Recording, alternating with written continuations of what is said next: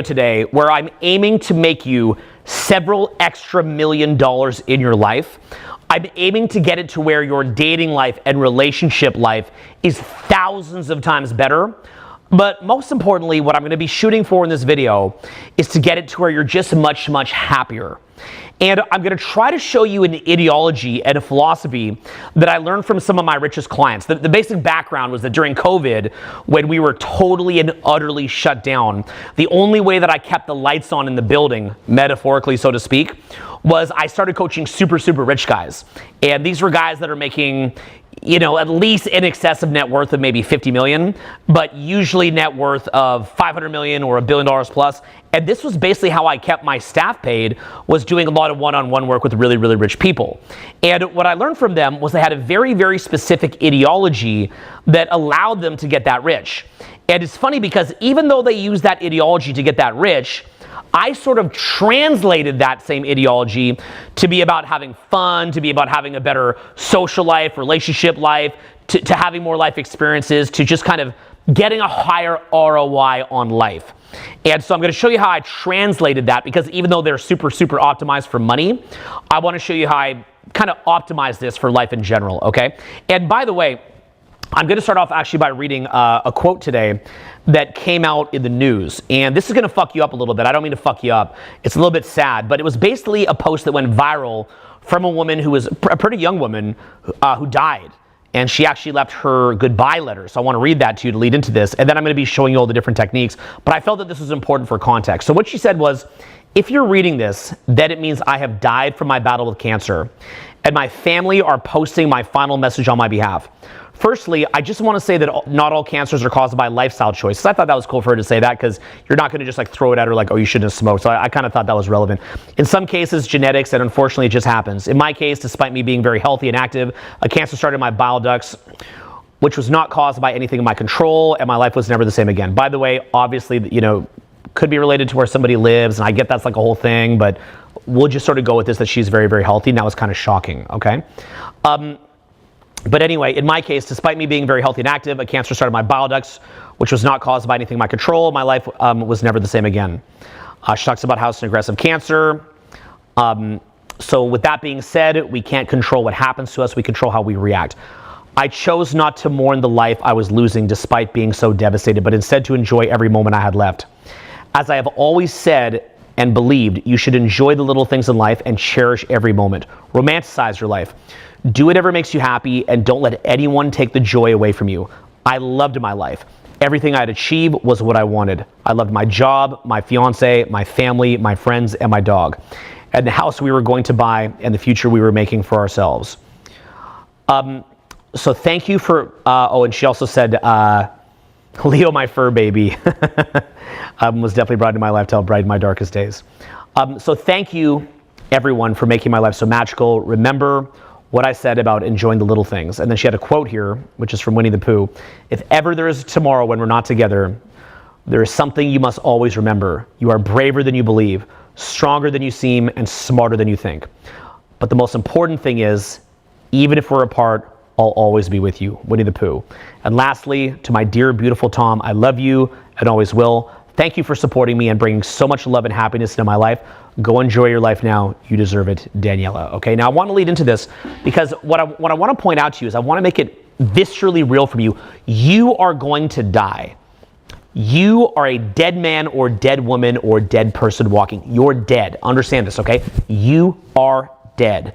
And in order for us to really delve into what it is that I'm going to be covering in this video, I need you to associate to your death. And the reason that I need you to associate your death is not some ephemeral reason or anything like that. I'm not trying to torment you here. And I'm sorry to darken your day a little bit, but I'm trying to get you to realize that you're going to die, because the primary shift that occurs, in my view, I mean, there's many, but a primary one that occurs when you know you're going to die is that you stop living as this kind of video game character who's leveling up. Okay, that mentality of the leveling up video character goes away, like your ego, so to speak. And you start living based out of your subjective experience. And this is the major shift that you have to understand, okay? So right now you might be saying, I want to be a high value man or high value woman. I want to have this much money. I want people to think like this of me. I want people to talk like this about me, and so on and so forth. I need you to get out of that sort of finding yourself in this kind of collective hive mind, and I need you to reorient yourself via your own movie of life, with you as the hero of your own movie of life, although respecting other people's place of their lives and hopefully helping them in some capacity and having synergy with them. But the point being is that we need to orient you as Rollo Tomassi talks about this. He calls it the primary point of origin or something like that, right? I've said that same thing for years. I would call it the hero in your own movie, but I think he called it the primary point of origin or something like that, right? Where you're not living through finding your identity in the validation of other people, in other people's opinions and what they think of you. You're not playing a video game character. You're pulling back your awareness to being through your own eyes, to how you feel. And you're basically just, I guess you could almost say, recapturing all of that libidinous energy, okay? If that's the right word for it, I'm not quite sure, right? Like all of that cathexis into what other people think of you and into their viewpoint of you. You've got to pull that back and reclaim it and reorient that to yourself and feel the world from behind your own pupils and through your own emotional system, and basically doing what it is that you love to do. And of course, that could mean making a lot of money and leveling up, because there's practical implications to that you could do some fun things with that money, with that respect or clout or whatever, but that can't be the primary target, okay? Whew, okay. I almost regret that I read that thing off my phone to you, because it actually kind of fucks me up just thinking about that. I really feel for that woman, and I feel for myself, and I feel for you. It's there really is a limited amount of time here. I'm almost feel like restarting this without reading that. But anyway, sorry if it's a bit of a drag, but I feel like without that, we can't get serious about the conversation, and the whole fucking conversation is bullshit. Okay, now as we lead into this, by the way, I want to point out to you that every single thing that I'm going to cover here is meant to make your life absolutely fucking amazing. This is going to be a very, very, very important video. And if you want to go deeper with what it is that you learn here, get inside this program right here, okay? www.blueprintreloaded.com. This here is a program that I've been working on for about a half a decade. It's an old seminar that I was running for many, by old, it means I just wrapped up running it now. I was charging about $5,000 to attend this. This runs about 80 hours or so. I'm not sure the exact amount of hours. It's some ungodly amount of hours. It's completely insane. It's my best content. It's my premium seminar. And I called it Blueprint Reloaded as a nod to the original Blueprint Decoded, which I also spent about a half decade working on. This I spent about a half decade working on. So my three major programs were Blueprint Reloaded from 2007, 2008, Hot Seat at Home, which was 2016, and now Blueprint Reloaded, which is 2024. So I put a huge amount of work whenever I release a brand new program, like a properly fleshed out, extensive manifesto. And this here is an exercise-based program. So I'll be teaching, but I forcefully get you to do exercises. And it's also a community-based program. So in other words, because there's so much content in here, they say that you remember something like 5% of what you read, 10% of what you hear, but about half of what you do. This program here is about doing things. So as a result of that, we have a free community that comes with it, and we have free mentoring sessions that come with it. So the typical mentoring that I would charge, I think I was charging about $3,700 for it for a lot of the time, and as high as maybe $8,000 within a group mentoring. That is included as a part of this very inexpensive program. So basically, I've canceled the high-ticket mentoring that I was doing for a long time. I'm just doing it here so that everybody can get it. Now, eventually, at some point, there'll be so many people in here that it wouldn't be like an $8,000 mentoring, because there'll be a lot of people in it. But guess what? While there's a lot of people in here now, there's a great amount of people that have jumped in. It's literally small still. It's still small. So my team has been running calls. What I'm hearing, okay, and I didn't even tell them to do this. I'm hearing that it's about 9 calls. Is this true? Is it really 9 calls a week? No. Okay, that's what I'm hearing. I'm hearing 9 calls a week. I don't know if they'll keep doing 9 a week, but apparently there's like morning calls, evening calls. Like, let me just show you the, literally my staff is like hitting me up with this. It's like completely insane. I told them I want them to do like a really good call every week, and then I'm doing some of them, and he literally just hit me up. He's like, bro, I just wanted to kind of check in with you before you start pumping up the Blueprint Reloaded. It's been going amazingly, bro. First of all, you can hype up the content. The content is sick. Like, it's tons and tons and tons and tons of hours, tons and tons and tons of value. I would say that's tip top. But the main thing is that we have vocal exercise calls every day, sometimes twice a day. So every single day, every single weekday, and then again twice a day on Monday, Wednesdays, and Fridays. So these are just basically drills, going into sort of like the all exercises, pretty much doing them on a consistent basis. This is on a WhatsApp group. And then Thursday is like the main Q&A. So that's like 1, 2. So there's a whole bunch of calls going on. This is my staff. He's been helping me with this for several years in my premium mentoring, and then I'm also getting onto there as well, okay? So if you want to have direct access to me, my staff, and a community of people, if you like that old school forum format that we did, and if you like the mentoring and having feedback, the reason why is because this program is so massive that I don't believe that any one human could just get through it. So as a result of that, what we've done is we've created the community and we've created ongoing mentoring, access to me. It's incredible. It's exercise oriented. It's basically related around making a lot of money, having psycho level social skills, getting spiritually tapped in, trauma healing, and pretty much just becoming the ultimate, kind of what we jokingly call the high value person, right?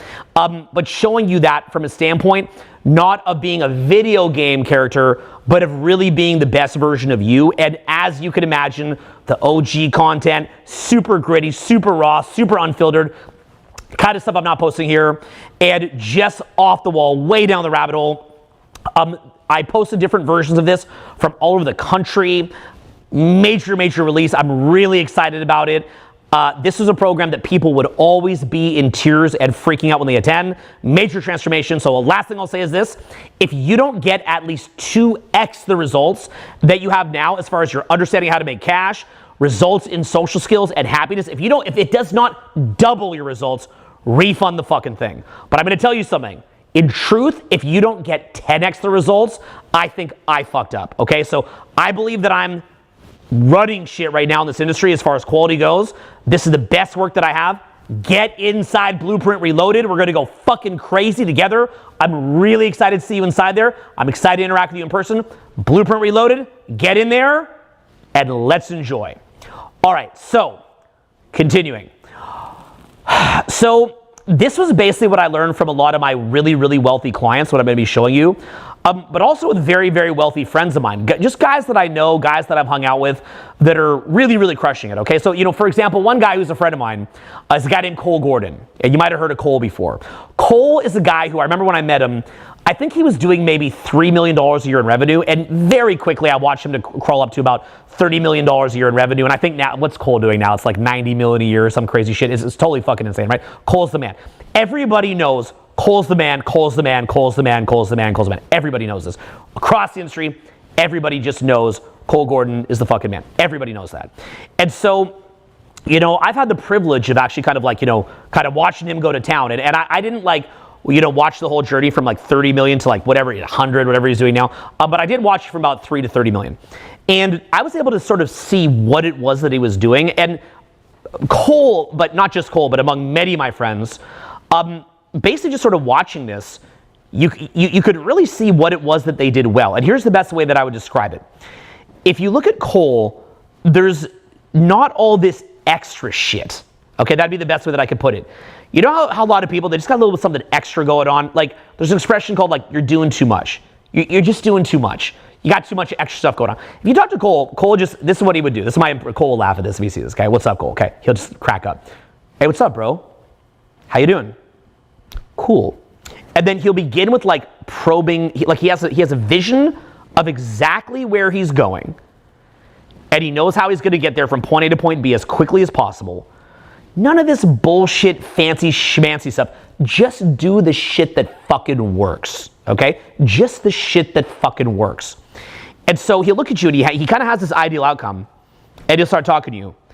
And as soon as he sees that interaction is burning down his time and not leading him in the direction that he's looking to get to, he will either quickly guide you back to where there is a fruitful conversation to be had. Maybe that could even just be to have fun, but whatever's the case. Or he's gonna rapidly wrap it up, okay? And his time is super valuable. So I would always watch him super on point with his time. He understands how he's gonna lay out his day, and he understands where it is that he's trying to get to. And he's just redoing fundamental. Now, that could mean things like studying, and I've talked about this in other videos that I've done. It could mean things like studying the very best marketing programs. It could mean things like, just being consistent in the gym. It could mean meditation. It could mean learning from health experts, right? I remember Cole one time, he sent me a, summary of what he learned from a health expert, a guy named Truth Colkins. And it was just this list of things of how to live forever kind of vibes. Obviously not forever, but you know my point, right? Like how to live to 100 plus or whatever. Just showing how to do it. Like basically what it is imagine that a wolf went and killed an animal, right? And it wants to get it, whether it's it wants to get at the premium cuts. It wants to get it like the liver. I don't know if would it be the ribeye or the New York strip or the filet or whatever it is, right? It's not trying to eat the fucking hoof. It's not trying to eat like the fucking, I don't know, like the neck fat or whatever, right? Although to be fair, that stuff could be good. I don't know anything about this. I'm just making it up. But it's going for the prime cuts. It's going for where the value is. So in other words, it's able to look at situations and see where the value actually is. And this means a number of different things. One thing that it means is seeing through all the fucking parasites that are trying to waste your time by putting this sort of front end optimized thing in front of you that has no actual value on the back end. Classic example would be drugs and alcohol, right? It's like you get to get crunk, yo. Yeah, I'm crunk, yo. I'm drunk, yo. Woo, woo, woo, right? Maybe a time and a place, I guess, for things. Maybe a season. I don't know. I personally think it sucks. But, you get drunk and then you're poisoned. Or you do drugs and then your brain is getting fried. And so it's giving you something on the front end, but there's nothing on the back end. And every single day, we are basically confronted with all these different things that are just designed to burn up our time and energy and focus and momentum. Time, energy, focus, momentum. Time, energy, focus, momentum. Time, energy, focus, momentum. And so you can just kind of look at this and see what it is and realize that it's a waste of your fucking time, okay? For example, in, food. Oh, it tastes good. Okay, it tastes good, but it's gonna give you cancer and cardiac issues. Take dating, right? Like maybe you meet someone you're very attracted to.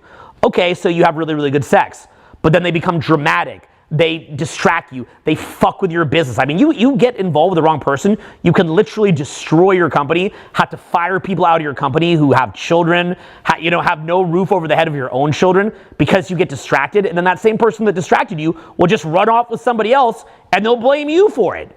So it's fun on the front end, and maybe they have amazing things on the front end that are very real, but on the back end, you're going to pay a penalty, you're going to pay a price, unless you have a boundary to that and you recognize it for what it is. Maybe it could be watching a TV show, looking at Netflix, or looking at the internet, or looking at TikTok, and it just burns down your fucking time. And these things are not actually leading you to where it is that you want to go, right? Like for me at 44, can you imagine how differently I see dating at age 44 and how much more I'm screening than I would have been at age 24, something like that, right? I was actually talking to a really amazing girl on the phone today, a girl who I really like. And, we've been getting to know each other and it's fun. And I kind of said this, I don't even think this is good game or anything. I think if anything, this made me come across weird and she kind of put up with it. I don't even recommend, you guys think of this the secret trick. It's really not. This was just me being real in a way that could even be alienating or actually distancing me and her from getting together. And she's probably watching this, so what's up? But I was saying to her, I was like, look, I'm in a place now where I'm really happy. I have my peace, and every single day I'm fired up and I'm knocking down goals. I'm making more money than ever. I'm having more fun than ever. I'm skiing more than ever and outdoors more than ever. I've just come off a winter of beautiful skiing, summer that I spent in Alaska and Hawaii. Things are going great right now. I'm literally afraid to date somebody new in a significant way. It scares me.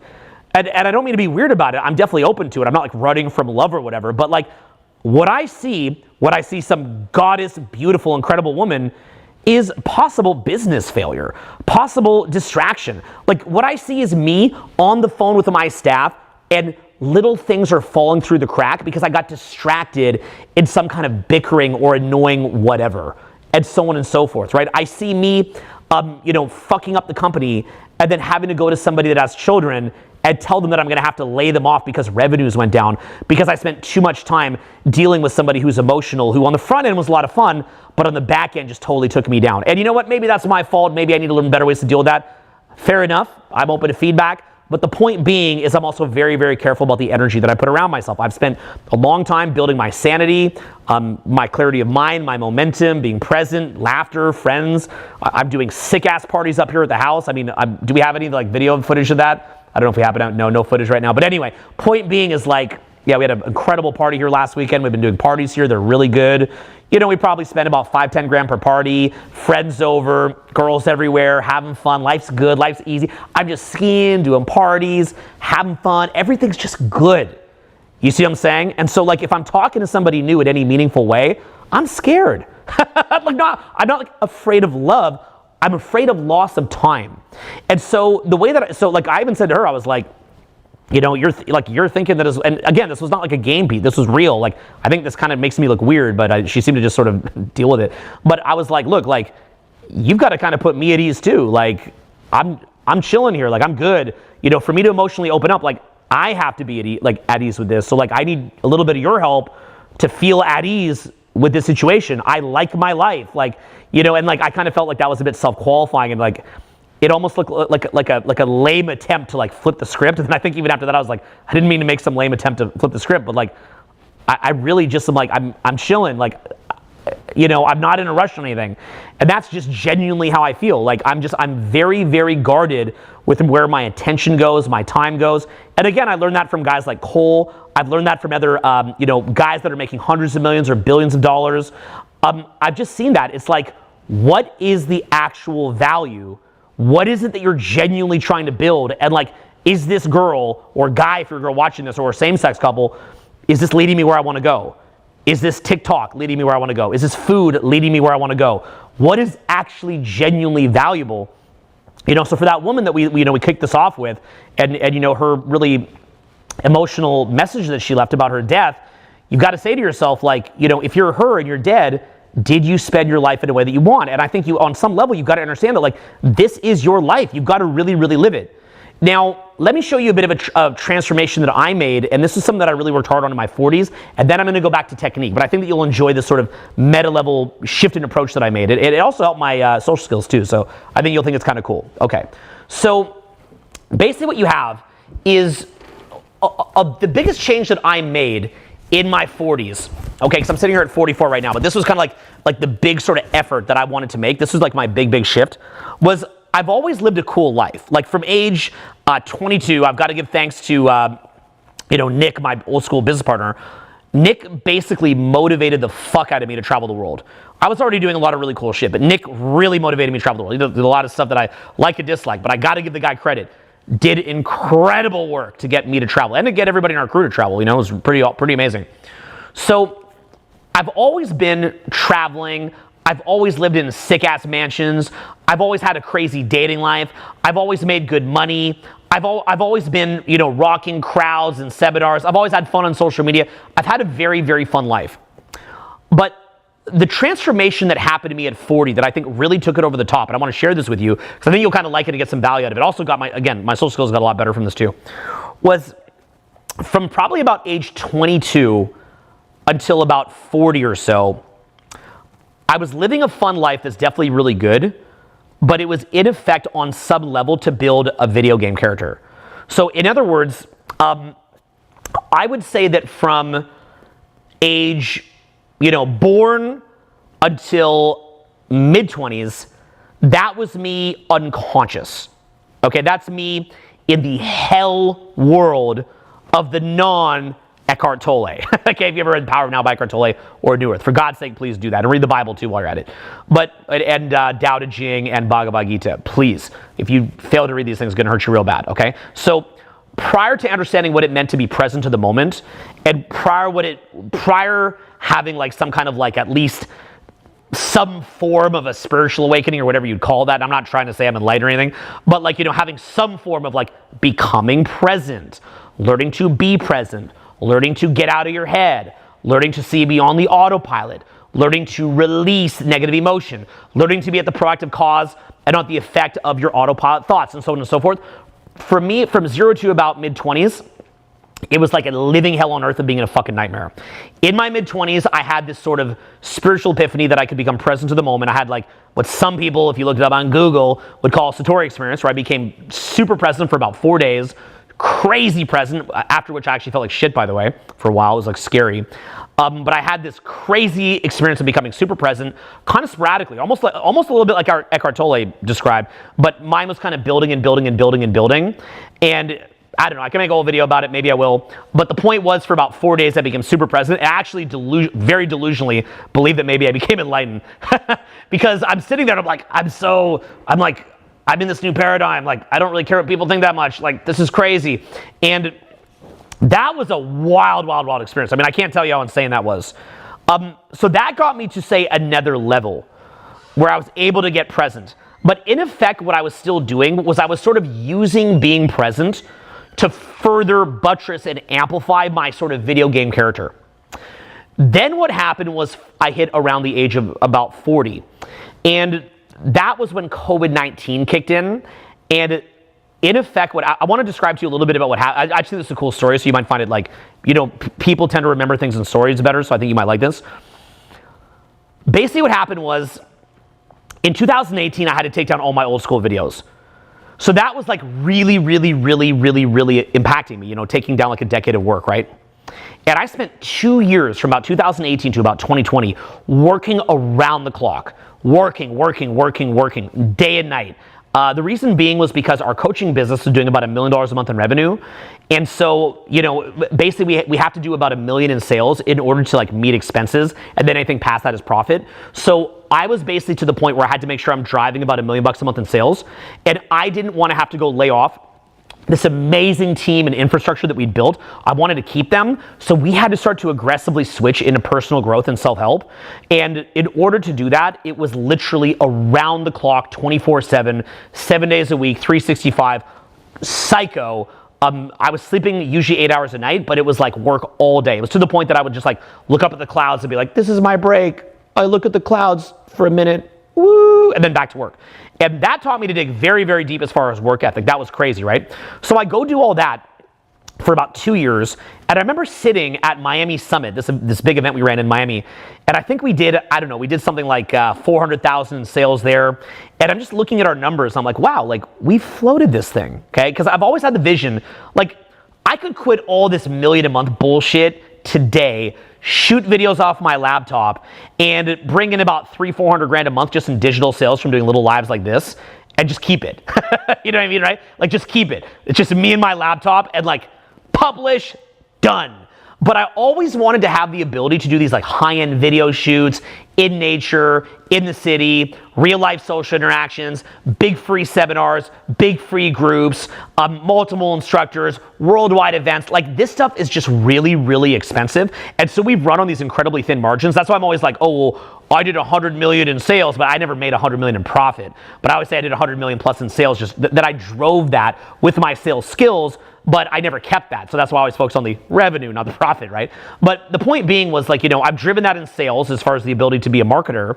And I basically just put that back in the business, kept flipping it back in so we could do these huge seminars. I'm obsessed with the free seminars. We lose a lot of money off that. We lose a lot of money off the infrastructure, but it kind of balances out. And so from 2018 to 2020, I wanted to be able to balance that. And there's just a lot of business know-how. I had to learn more about business and marketing than I ever thought I would. And I went to new heights and new levels just from putting that pressure on myself. So kind of, I don't know, this is what I chose to do.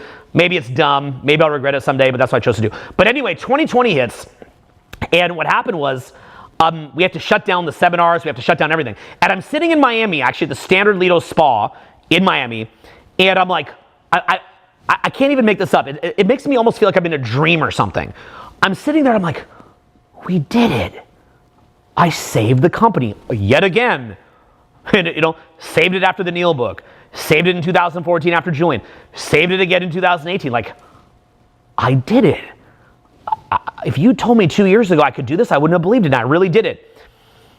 And I'm just like reflecting. I'm like, God, it's so beautiful.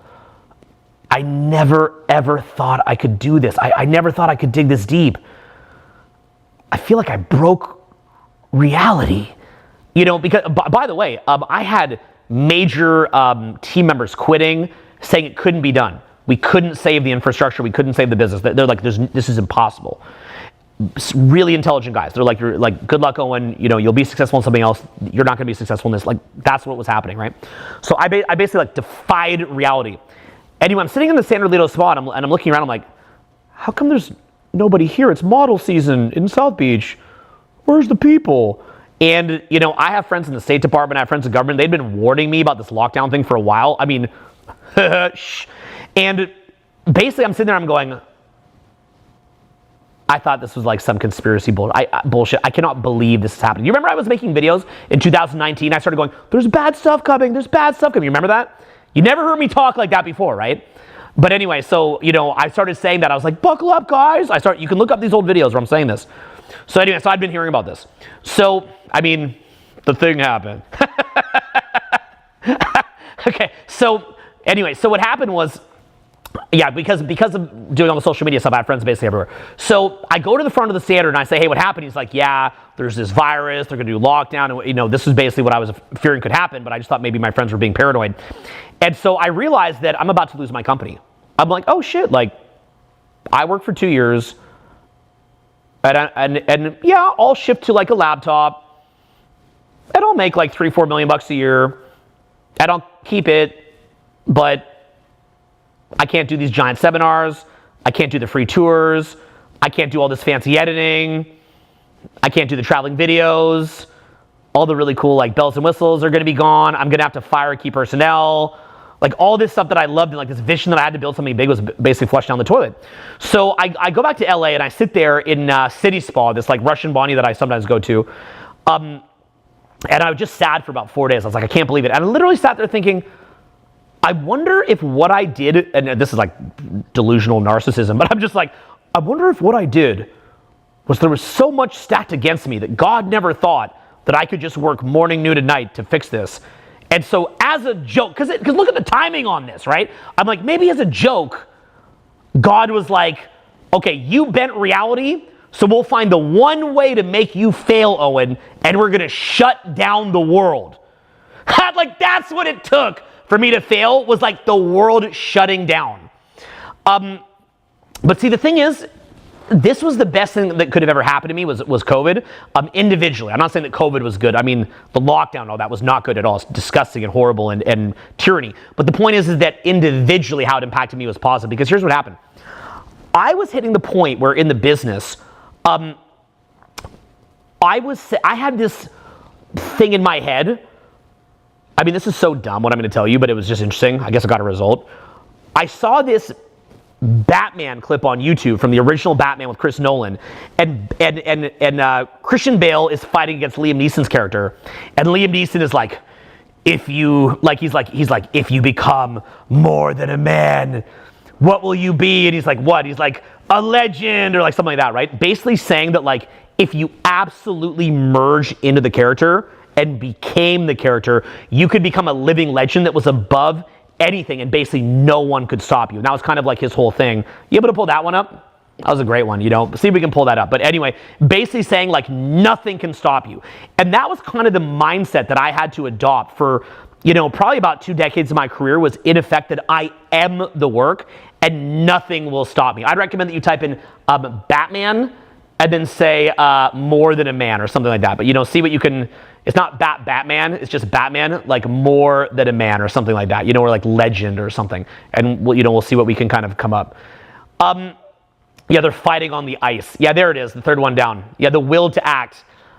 See if you can load that up. I don't know, we could actually lose the video if we're not careful, guys, so we'll kind of have to like flip around through that, but see if you're able to, we're gonna have you pull that up, and then if you don't mind, please fast forward to the ice fight. Okay, so yeah, get them where they're fighting on the ice. And press play and put it on the laptop so I can hear it, and I'll kind of refer to this for you. But this is kind of what impacted me at the time, if you guys want to sort of see the kind of interesting thought process that I had at that time. We're going to let it roll and listen to it.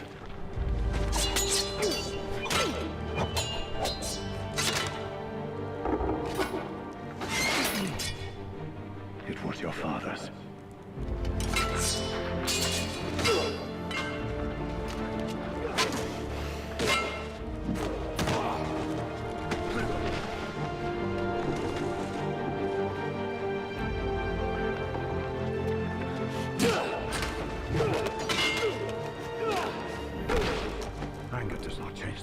your father failed to act? The man had a gun. Did that stop you? I've had training. The training is nothing. The will is everything.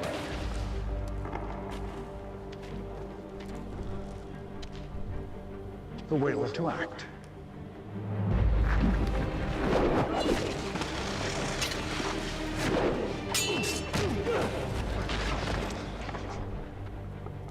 Yield. You haven't beaten me. You've sacrificed sure footing for a killing stroke. Okay, we'll wrap it up there. Anyway, that scene as well also impacted me. And then the audio that I heard was like in one of these like, cliched motivational videos. But basically what he's saying there is that you have to have what's called the will to act. And what that meant to me, the way that I interpreted the time, but again, I've gone to another paradigm past that and sort of keep that but transcend it, so I'll kind of describe it. The will to act, what it meant to me was that every single challenge that was in front of me, if I could simply merge, and again, this is good and bad, healthy and unhealthy, so I'm going to show the downsides of this and how you could transcend it, but basically, if you could merge into the character where you are the work, in effect, what you could do is you could let go of any personal needs that you have. So in other words, you can't be offended because you're basically just like this force that just goes. You will get to the goal. You're this force. You are the will to act. You are the living legend. You are more than a man. Nothing will stop you. So people could insult you or offend you, irrelevant. You could be tired, irrelevant, although you could maybe balance your sleep and energy.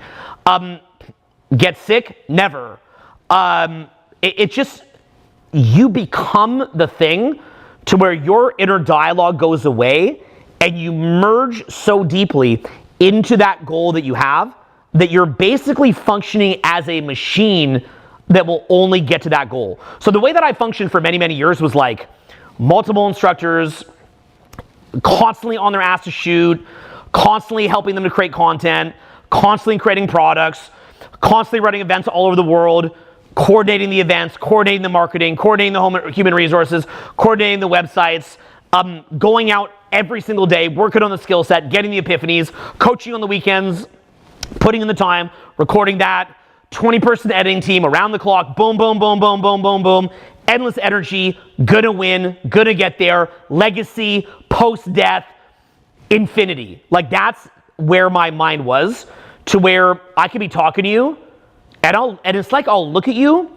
and I'll smile, but my mind isn't even there. My mind is past you to where all that I'm thinking of is getting to that goal. And this is sort of a weird thing because you'd rarely see a personal growth company doing 8 figures a year where they're doing such counterculture, off-the-wall subject matter, getting so much blowback, being misinterpreted, being demonized, etc., and just continuing to go. And I kind of had to go to that place because we took so much blowback for that. And I believe so strongly in the mission that for me what it was I had to become the mission. Like it's funny because I bet you a lot of people who don't like me would never actually pause and consider how deep I had to dig to keep doing what I'm doing and what it was that they were up against. And basically that it's like, what do they call it? Like the unstoppable force versus the immovable object. Like I was not gonna bend. You need to understand that at that phase in my life, I'm still a little bit like this now. If you would have said to me, Owen, if you instantly die, but all the things that you have as your goals will come to light, I would have, if I believed it, I wouldn't probably believe that because that can't exist, but if I believed it, it would not take me, I would have jumped to press that button where I instantly die and the goals just happen. Like, I would have been like, get it, like just get to the goal no matter what. And because you have to understand, I didn't view my physical body as me, I viewed the legacy piece as me. So there's no way that I'm gonna stop, okay? It couldn't stop. I was just so solution oriented, and that was the only place that I was thinking. It's probably a similar place that somebody who goes into a war would have to think, but they'd probably even have to dig deeper. You wanna watch a great movie, or a great TV show, watch World War II, Road to Victory, World War II, Greatest Events in Color, those two, World War II, Road to Victory, World War II, Greatest Events in Color, those two on Netflix. And it's restored World War II footage. You see people storming the beach in Normandy. They probably had to be in that mindset too. It's not as unusual as you'd think. Like, ooh, my coaching company, woo, woo, woo. Like, that's not even that hard. To me, that's kind of like the basics.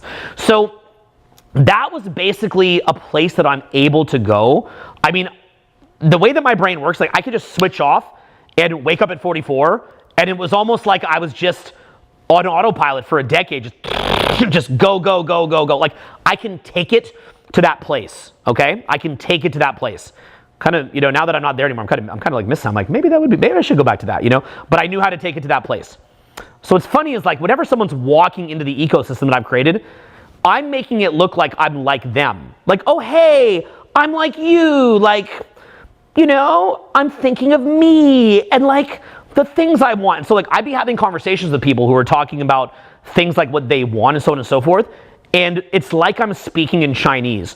I couldn't even relate to that anymore. It's like I don't even relate to that paradigm. And so I'd have to like pretend to even be in that paradigm at all. Like, oh, let's talk about like maybe like in a fun way, a little bit of gossip so that you don't look unrelatable. Or like, let's talk about pop culture. And like, I'm just moving my mouth, trying to kind of get through it to get back to the mission that it is that I have. And by the way, I knew the whole time, like with our old school company, that there was going to be like all this collapse. I knew it was going to go sideways because remember I have friends in the State Department, so they were already telling me what was going to happen with the internet. So my goal was to hit that short window, maximize it while we had the time that we had, get it out there so that it could never go away, so that years after I'm dead, that was still there. That was my mindset. Again, it's like, this is why I tell you, get Blueprint Reloaded, because that's how deep I'm taking this, okay? When I say that to you, like, that's where I'm taking this, okay? Like, that's what it took for me to create this. Like just decades of coaching. You see where I'm going with this? So you might want to hop in there, by the way, okay? You might want to do that. Like I have self-abused so that you could have this. So that you can leapfrog to my level. Instead of abusing yourself for 20 years, you could get there for like a couple $100. So you might want to do it, but that's up to you. Do whatever you want to do. I'd love to see you in there, so I do it for you. So, you know, take the damn gift. Anyway, so that being the case, I took it to that place. And so it was basically me leveling up this sort of video game character of like ultimate legacy, bringing my will into total manifestation, not using the secret, although I guess in some ways, but basically just through sheer force of will, forcing myself to learn more about my energetic system. You ever come to one of my free events, you see me talk for 4 days straight, and it's like I have unlimited energy? That was because I had to go through a series of understandings to get to the point that I had unlimited energy. Again, all inside Blueprint Reloaded, by the way. All the ways that I did it are right in there. It's no bullshit. Like, watch this and follow it, do the exercises. You'll be able to do your own version. Maybe not as polished as me doing it for 20 years, but you will have a very solid handle on shit that took me 20 years right inside there. So I'd love to see you inside there. It's the kind of thing where if you have a team of people around you, you're held to account, you're doing coaching, you're inside there, it's going to be amazing. But that is basically what I had to do. So I did that all the way up until 40, and I really hit the apex of it, maintaining an 8-figure business while being under that much pressure. So imagine with, in effect, I think we got handicapped down. It was like, we went from like $1 million a month in revenue down to like 300K a month in revenue. I don't know. We were probably like high 90s or something in revenue. I can't really remember at this point. It's kind of depressing. I can look at the old numbers and stuff. But basically, I mean, we had out millions of dollars in pre-sold trainings.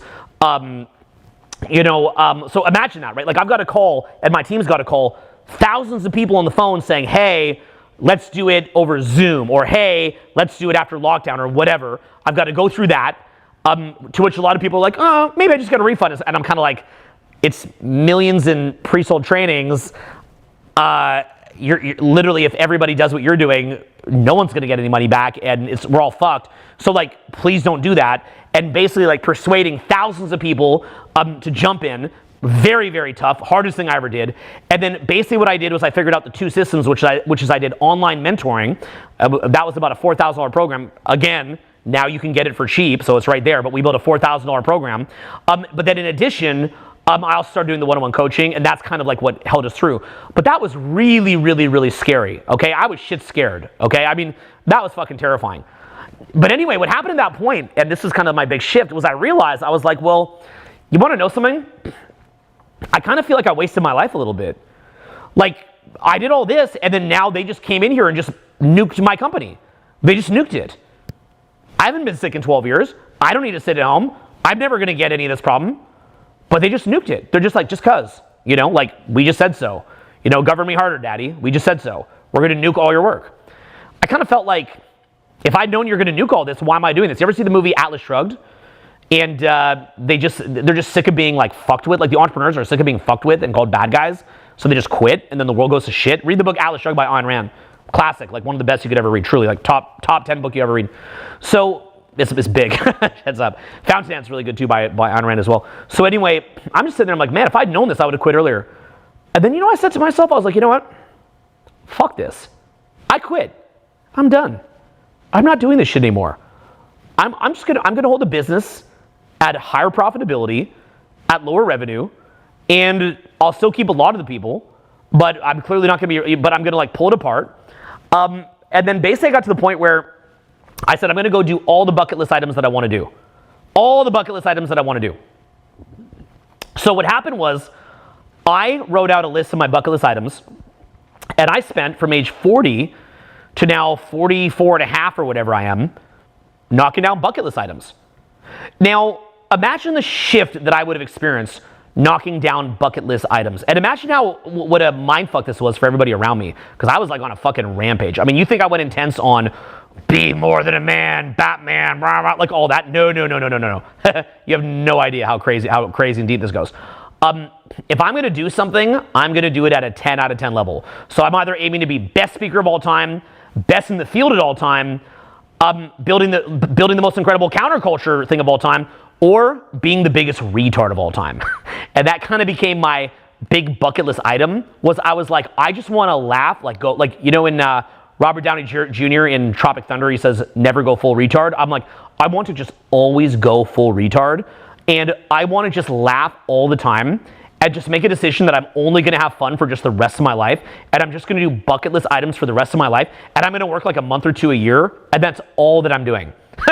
So like notice with me, I'm kind of like a cartoon character. Like I can't just like do the regular self-help company like a Lewis Howes, you know, right? Which he's great. He's a wonderful guy. But I'm just saying, like, you know, it's like School of Greatness. Like, what's your tip for greatness? No, it's like 10-person coaching team, worldwide free events, worldwide free groups, best programs ever, off the chains, counterculture, edgy, psycho, real life footage, free events worldwide, free, makes no sense. Everyone thinks we're profiting, we're not, but I find other ways to make it work.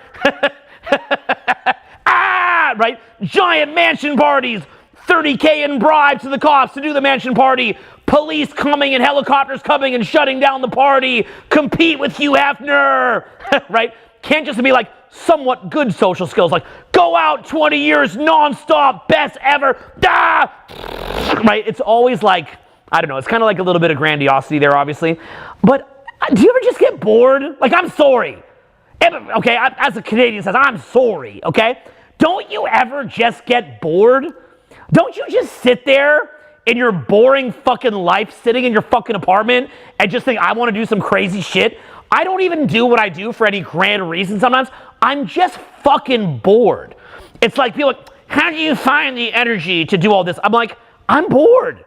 I don't know, how does a dog sitting in an apartment gets let loose and starts running around the neighborhood find the energy? It's fucking bored, dude. Okay, so like for me, I think what it was, I don't know, I just like stimulation. I like expansion. I like to do new things. I like to experience new things, new depths, like greater depth, but also greater expansion and breadth. I just like to do new shit.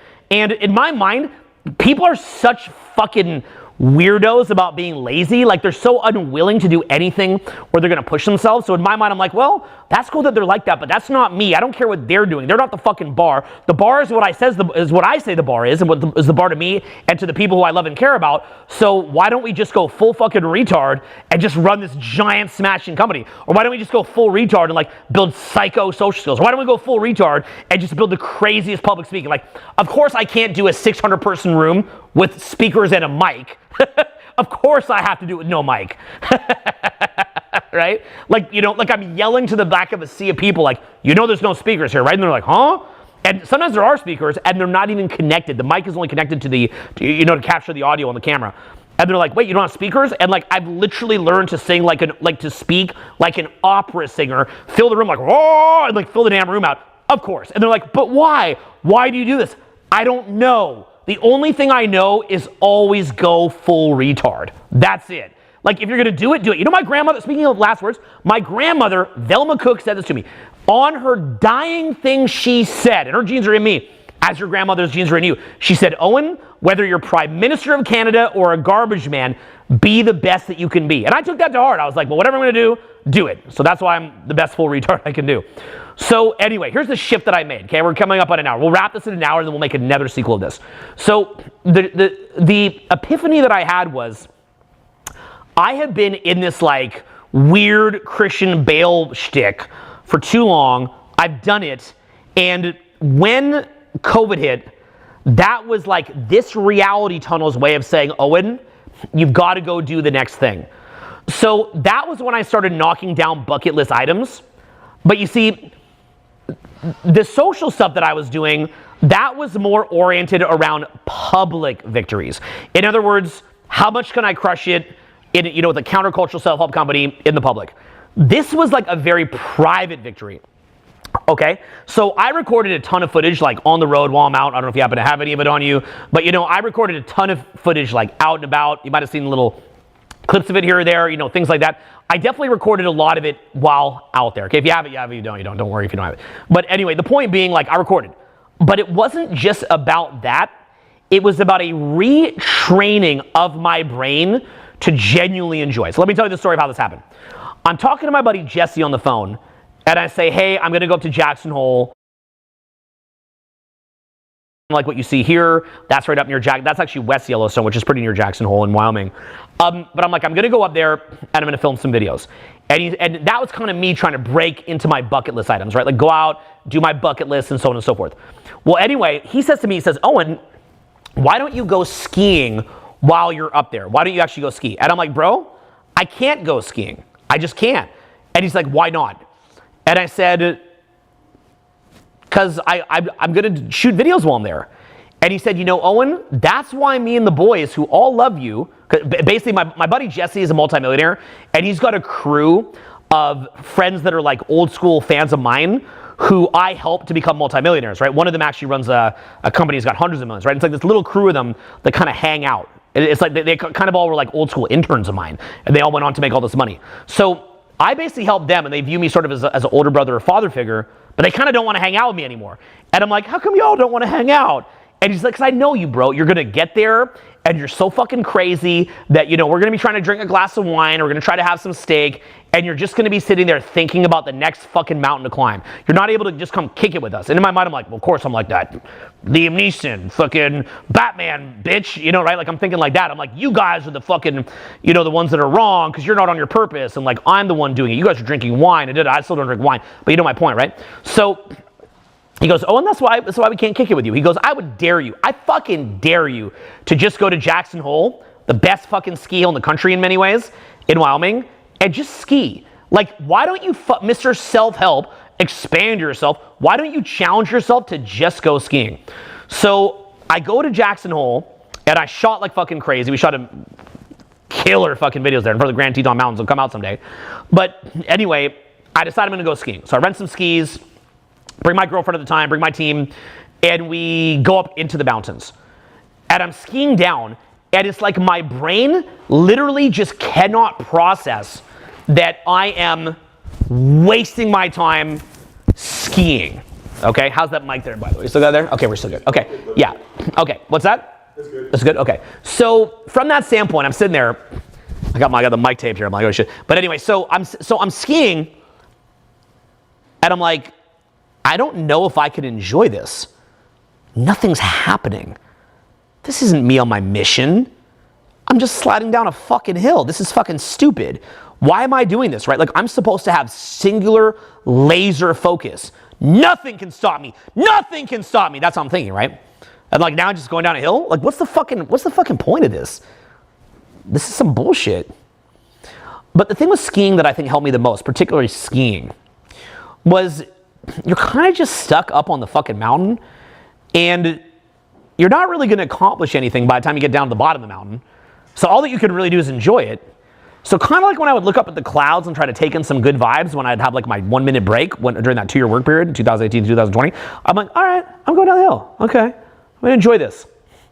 And I finally saw what my buddy Jesse was trying to tell me, which was that like, as cool as it is to be on your Batman mission, it's kind of fucked up. But the thing is, it's easy to criticize that for someone who didn't accomplish the same thing, right? It's easy to make 80K a year or 500K a year and then be like, oh, you like didn't smell the roses. Yeah, but like, what's your legacy going to be? Like, what have you left behind, right? Michael Jordan talks about that. He's like, he's known as being a bit of an asshole with his teammates, but then he won 6 championships. He's like, well, you never won anything, so why do you have an opinion on this? That was a little bit how I felt. I was kind of more resonating within that sphere of like, well, if y'all never won anything, then what does your opinion matter?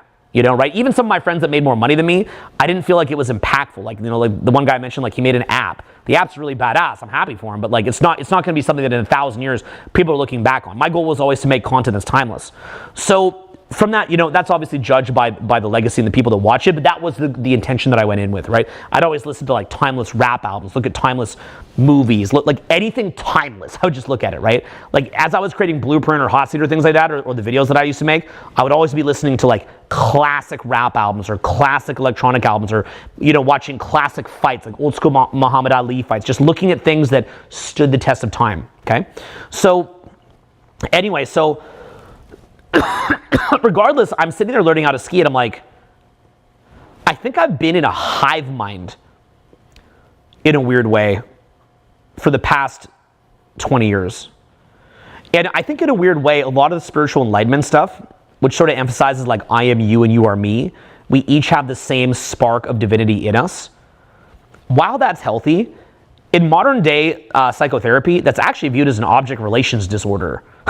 So in some ways, I've kind of instilled in myself a little bit of an object relations disorder. And I could make a whole video or 10 on that one. But I started to realize that I literally think that I've like kind of fucked myself up a little bit. So what I've accomplished is cool, but I've done it at such a, like the things that I've done, like the way that I've kind of jerry-rigged my psychology to do this are kind of insane.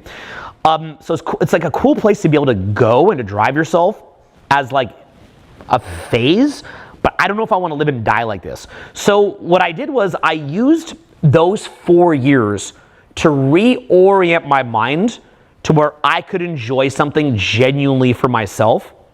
And in the same way that somebody might go to say Vipassana or an ashram, what I did was and I'm a meditator by the way, but rather than just doing meditation where like, you practice getting more and more present, I tried to bring that practice into day-to-day life. And I tried to bring that practice into really getting the ROI on life itself. And what I learned was, and this is kind of funny, I'll wrap this video soon, I'll make a sequel to it that I'll post very soon. I realized that I wasn't getting the right ROI on life itself. And I realized that first of all, even when you've made millions of bucks, you probably don't even know how to spend the damn money. You don't know how to dispose of it, right? You're like, no, if I had money, I'd know how to spend it. You kind of don't. You actually don't know how to spend the damn money. So I had to figure, it took me 4 or 5 years just to learn how to spend the damn money. Because I was so much in gear that I never even thought about what to do with it. I just kept dumping it back in the business. So in my, make more free stuff, make more free videos, make the content quality higher, so on and so forth. Kind of like a Jeff Bezos mindset where he ran Amazon without a profit for a long time, just kept building and building it. So I'm thinking to myself like, okay, I just keep building this thing, but it's like, when do I just like start to like see the world through my mental movie? So as I'm going down the hill, in skiing, there's nobody there to impress. There's no legacy to be had. It's just me and the damn hill. Which is pretty fucking crazy, Like leave it to me to make a 1-hour video about how I went skiing. But anyway, so real exercise and free association here, which we teach, right? But I had to shift my psychology. So I had to learn how to go to, say, the Grand Canyon and sit there in the Grand Canyon and just look at the fucking canyon. There's the fucking canyon. Enjoy the fucking canyon. And this was a shift to where I began to learn how to, first of all, to spend the damn money, to find something I like to even do. But second of all, to learn to actually, both to find the hobby and learn the logistics around those hobbies. because most people don't get new hobbies in middle age. They actually just don't. They're too busy with work. But that's a powerful point I just said, by the way. Don't sleep on it. But then from there, how to even process the fun of it. And so I taught myself how to get a damn ROI on my time in my life. And the major shift was just taking it in. Really, really, really taking it in. Not being in some kind of hive mind. Not taking it in through someone else. I used to always try to take it in through my ex-girlfriend, actually. She probably doesn't know that. Probably would have a different opinion. But like, I really would just look at her joy. And I would try to live through her joy. I would try to see the smile on her face and feel like I'm impacting her, right? It's like that hive mind kind of thing, right? Like I'm living through her eyes.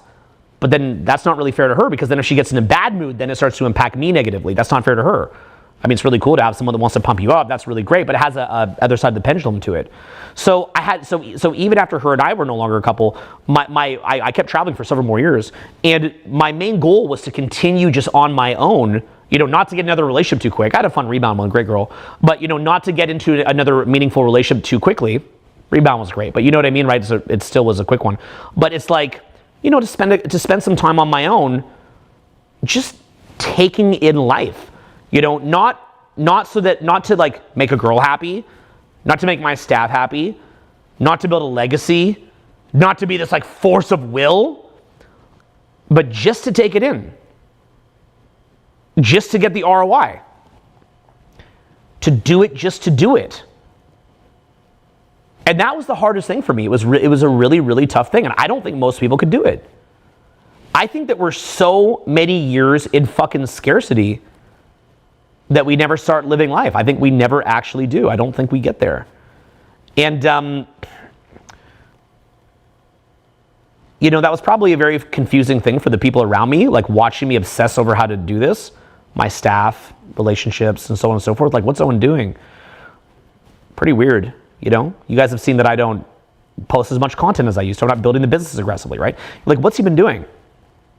And this is sort of what I've been doing. This was like, rather than me growing the tree, I'm trying to grow the roots, but I'm growing the roots like I'm really, really, really growing them before climbing the next mountain, right? Before I would go for a global impact, which I may or may not accomplish. I mean, I have in some extent already, but like in the full peak of the powers that I could do. I wanted to take a half decade to really just focus on enjoying life for a minute. And, I did this as my kids are young and got to take them all over the country. Did the most incredible fucking things just for myself, just for me. Yeah, do you have the ability to pull up my Instagram? Maybe even try pulling up my IG and show like just as a simple example, show the, the one where we're flying through Denali. If you just kind of, look up Owen Cook, and you'll literally see me kind of flying through. There's Damon. But if you just click on that, just go down on Reels, click Reels, and then just go down. Reels, you had it actually. Reels, cool. Yeah, and then go down. I'll show you where it is. If you just go a little quicker, please. A little quicker. We're good. You don't need to go slow. There. Stop. Yeah, with the headphones on. You see the headphones? Yeah, there you go. Just click on that. Play that for a second. I've already played this before. I just want to make a point to you though. Press play.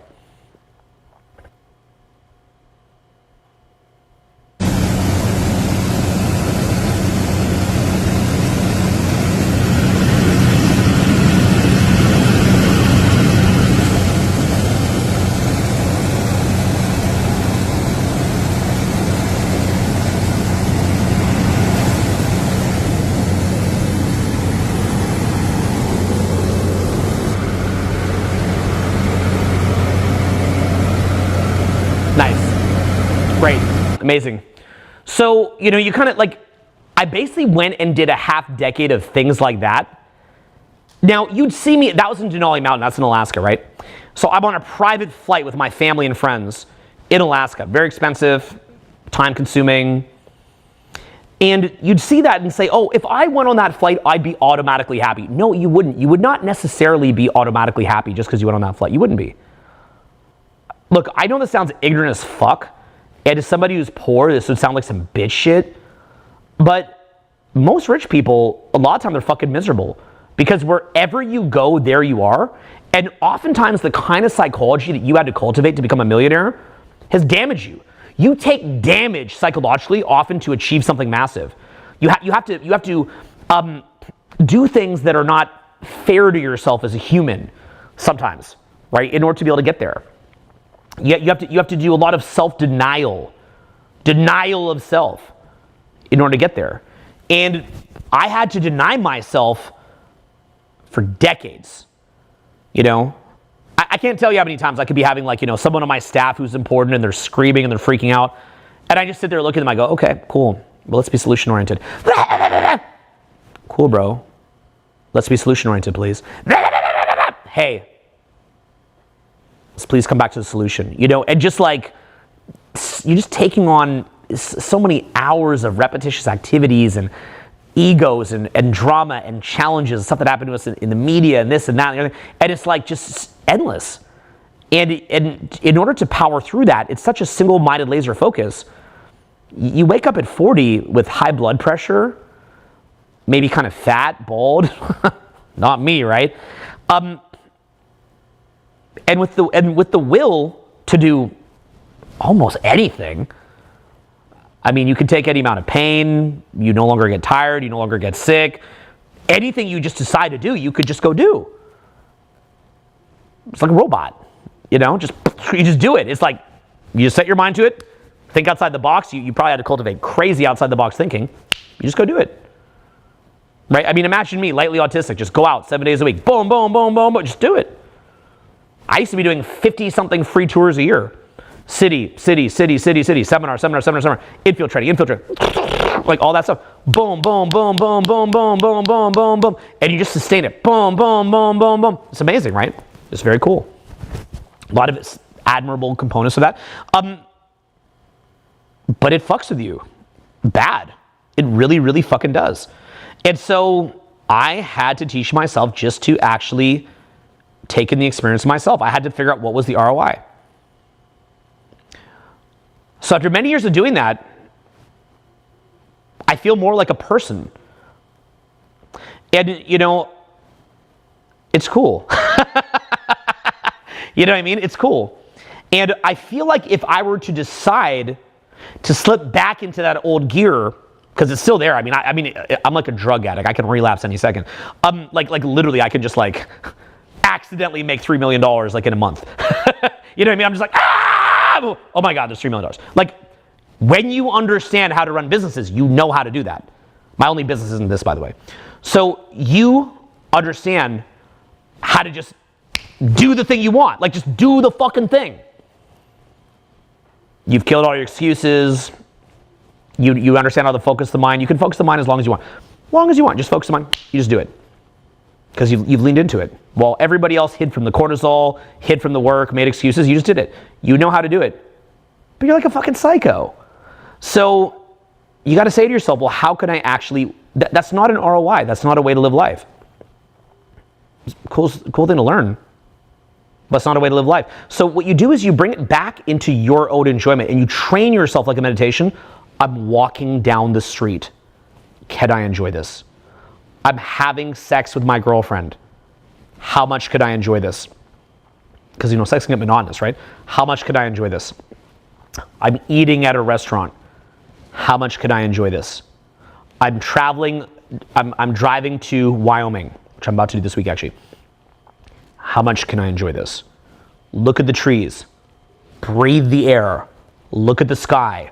Look at the fucking bison. Joke with your kids. Hug the kids. Make it the same level of focus that I would have described to build a business, but for enjoyment. Take that same full retard kind of mindset of absolute fucking enjoyment and train yourself on this. Not for clout, not to build a video game character, not to be in the little hive mind. Reorient yourself back in your movie of life and your joy. And the best way I could describe this to you is you'll have a lot of peace. Although to be fair, there could be a lot of peace in just becoming the Batman work machine too. But you'll get a lot of peace from it. And you'll let out big giant laughs. You'll smile. You'll share a lot of really, really good energy with people. recognize that you will never find the infinite in the depth, even if in the breadth rather. You will in the depth. In the breadth, you'll never find it. You could live to be 500 years old. That's a blink of an eye in terms of the galaxy. But in a minute, you could find the infinite. In a millisecond, we find infinity in that moment. You know, maybe we get a little bit in our head and frustrated, which is going to happen. It's not going to be like permanent necessarily. Like that, right? And we go. And, you know, a lot of my friends can be a little bit put off by this. Like, you know, I hang out with friends of mine, and I just start joking and joking and joking and joking. And they're like, bro, like, you're fucking crazy. Like, why do you keep joking? And it's like, let's milk this moment. Like, you think about money as the main ROI. Money is one metric. It's a unit of stored energy or stored value that you can dispense of. But there's also a lot of free things, right? You know, you're here in Los Angeles, you could have money to buy a yacht. You could also pay $50 or $100 or whatever and take a giant group yacht to Catalina Island. Why do you need to have your own yacht? So that in the hive mind, your movie character has its own yacht, but you can't even enjoy going to in the fucking group one out to Catalina and actually having a bunch of cool people on the boat. I mean, you can literally catch it, if you're here in LA, you can catch a boat on Long Beach, go to Catalina Islands. We always joke it's like if Greece and San Francisco had a baby. You could go there whenever you want. But if you can't enjoy that, then why do you need your own yacht? If you can't enjoy, I don't know, say going to the Getty Museum, which is like a giant mega mansion for the ages, and if you can't enjoy going there, why do you need your own mega mansion? You see where I'm going with this? You're trying to live through the hive mind.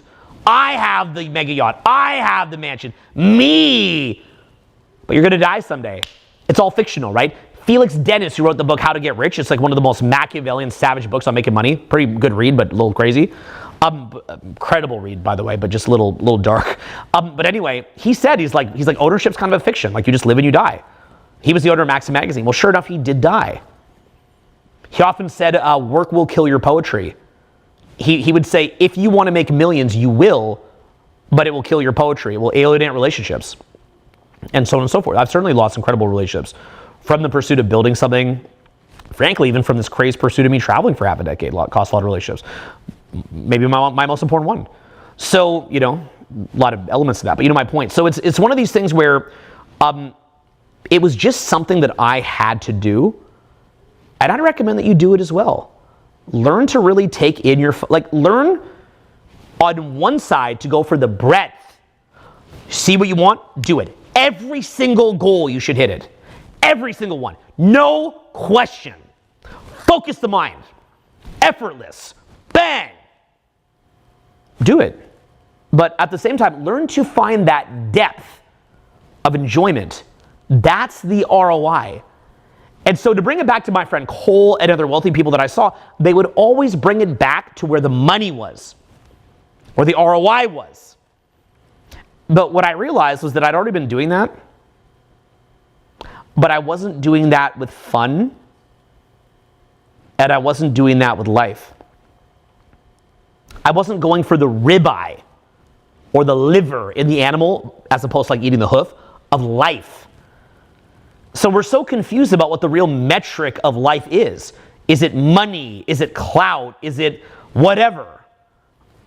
But we have to think beyond the surface level metrics. Like, yes, we have to know how to make the kind of money that we want to make, or get the kind of dating life we want to get, kind of life we want to build. We have to learn how to get that, but we have to also have the depth component, and seeing the ROI as the depth, the money as the depth. So this is something I've actually had to train to a lot of my very wealthy clients, is you've got the breadth down, that's there. But what about the depth? Where's the depth?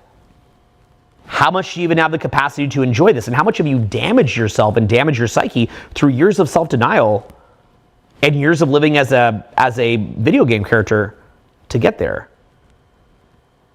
And what will it mean if you just live out your life like this? So there's almost like levels to it, right? Like, what does it mean if you live out your life as a derper who doesn't know how to stack paper, doesn't know how to stack chips, doesn't know how to reach their goals? Kind of fucking loser. What does that mean? But then what does it mean when you learn how to get the chips, make the goals, be the innovator, but maybe it's cost you your ability to have the depth of experience and how to enjoy your life. And so you've got to kind of come back around and view that as an ROI, view that as the liver, view that as, you know, the big payoff. So as I've gotten older, what I tell people is I go, I just want to have fun. Like, that's it. I just want to have fun. And they're like, what does that mean, you just want to have fun? I'm like, I don't care about the bullshit. I just want to have fun. So people call it like Owen is in fairyland. That's what they like to say. They go, Owen's in fairyland. Some of my friends say that. And because they come to me with problems and I just laugh. Or, you know, they come to me with serious topics. I just laugh because I don't give a fuck. Okay? I gave too many fucks for too many decades. I just don't give a fuck. And what I give a fuck about is reclaiming this diffuse things that I put my energy into, and rather put it into skiing, children, seminar, people I love, health, expansion, bringing God's energy to the earth in whatever capacity that you can as a human being, and so on and so forth. Like, that's where my energy is at. That's where my focus is at. And unfortunately, as you do this, you become more and more healthy. It's been a very, very healthy experience for me. But you also see that other people are in a lot of ill health. They're struggling in apathy to accomplish their goals. Like, they can barely even get to task. Once they get to task, they can't think outside the box to find solutions. They're like, well, I did the thing. It's like, yeah, we didn't get the result. You got to go till you get the damn result. And then you have the ones that are doing it that are just so jacked up that, you know, in a lot of hustle culture, they talk about not sleeping, which just kills you, by the way. It doesn't even help performance. You get less results if you don't sleep. And extremely, extremely one-dimensional. So what I'd say to you is go accomplish your goals and absolutely be like, I will accomplish every single goal. But then at the same time, also view the depth as the ROI, okay? So in future videos coming up, I will talk to you more about how to get to your goals, okay? Because I want to show you how to have the quality problem, right? You're like, cool, bro, that you went skiing and everything, but I gotta, you know, get a better car, right? So there's pragmatic issues, I get that. I'm trying to show you the bigger picture. We'll come back around, we'll loop back around, and we'll talk about the getting of money, we'll talk about social skills, all those great topics that we always talk about, we've always taught, we'll keep teaching them. I'll make a sequel on this, I'll think about that. But realize that what I learned from rich people was to get rid of all other focuses other than that which matters. But don't do that just with money. Do that with enjoying your fucking life. Do that with getting out of the hive mind, the video game mentality, and experiencing the world through your own eyes and your own enjoyment with you as an individual. Not even just you and your partner, by the way, if you have a significant other. You as an individual as the foundation for that, okay? Now, if you want to learn more, right here, www.blueprintreloaded.com. Like I mentioned, you know the amount of effort that I put in this. Go watch this program, get inside here, experience it, participate in the group, talk to me. I want to work with you. You will see that level of effort that I described here, which is pretty over the top. It's a pretty big claim, right? If you don't get double your current understanding of all these topics, refund the fucking thing. I really fucking mean it, right? But really, I'm aiming at about a 10x for you, okay? I actually considered picking the website 10x Blueprint. The only reason I didn't is because Grant Cardone kind of coined the 10x thing. But that was actually what I want to call it because it's meant to get you 10 times the results. So hop inside here if you want to learn about willpower, having fun, making money, social skills, and how to master these areas. I want to show you what I learned over 20 years and get you up to speed as quickly as possible. Get inside there. If you value your time, don't just watch a bunch of fucking bullshit on social media. Replace and sub in that time that you're watching even lives like this, which are fun, for the real information that's in here, okay? I'll see you inside of Blueprint Reloaded. We'll be back with more soon. I hope that you enjoyed it. And we'll end it right here. Peace.